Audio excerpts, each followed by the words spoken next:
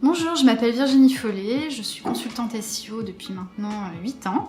J'ai cofondé avec mes 3 associés, Laura, Maxime et Victor, la société Cozy, qui est une agence de web marketing à Nantes. Chez Cozy, ma spécialité, c'est le contenu, j'adore ça. Et si on est amené à se croiser chez Alfie, ce sera forcément dans le cadre d'une formation autour de la rédaction web. Alors j'ai plein de petits trucs, mais si vraiment je ne devais en retenir qu'un, ce serait les quiz. Ce qui est cool avec les quiz, c'est que ça permet de donner du rythme à une formation. Et puis bien sûr, et c'est tout l'enjeu d'une formation, ça permet de tester les connaissances et d'identifier notamment les éléments théoriques qui auraient été pas forcément bien compris ou bien assimilés pour pouvoir les réexpliquer et faire en sorte que les choses soient bien intégrées. Et dernier point, les quiz, c'est le challenge. Et globalement, tout le monde aime le challenge, même les moins compétiteurs. Et en général, ça débouche sur une bonne partie de rigolade. Alors j'aurais 2 conseils à donner aux formateurs débutants.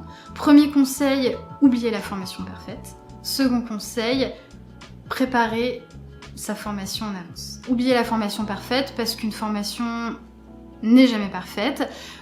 Vous allez vite vous en rendre compte avec l'expérience, avec la pratique, le retour des apprenants.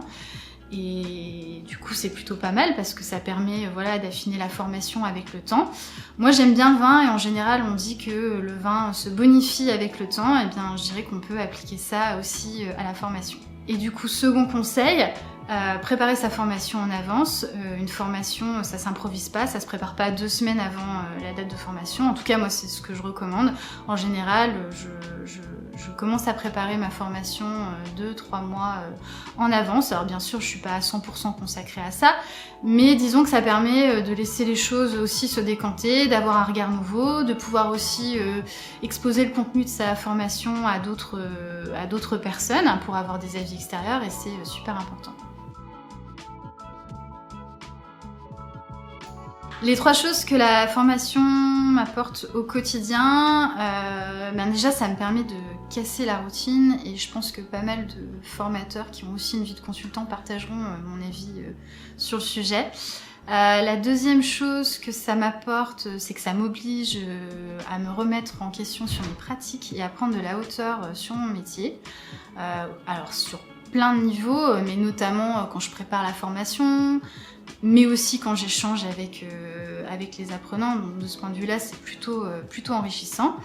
Et la troisième et dernière chose que ça m'apporte, c'est que ça m'aide à être plus pédagogue. La formation, c'est forcément de la pédagogie parce qu'on est dans la transmission.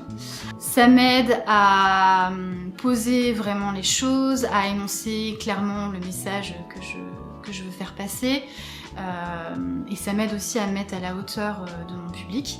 Et pour le coup, dans ma vie de consultante, ça me sert directement parce que par exemple, quand je suis en rendez-vous avec un prospect, il faut vraiment que je puisse expliquer les choses le plus clairement et le plus simplement possible. Et de ce point de vue-là, la pédagogie est absolument nécessaire.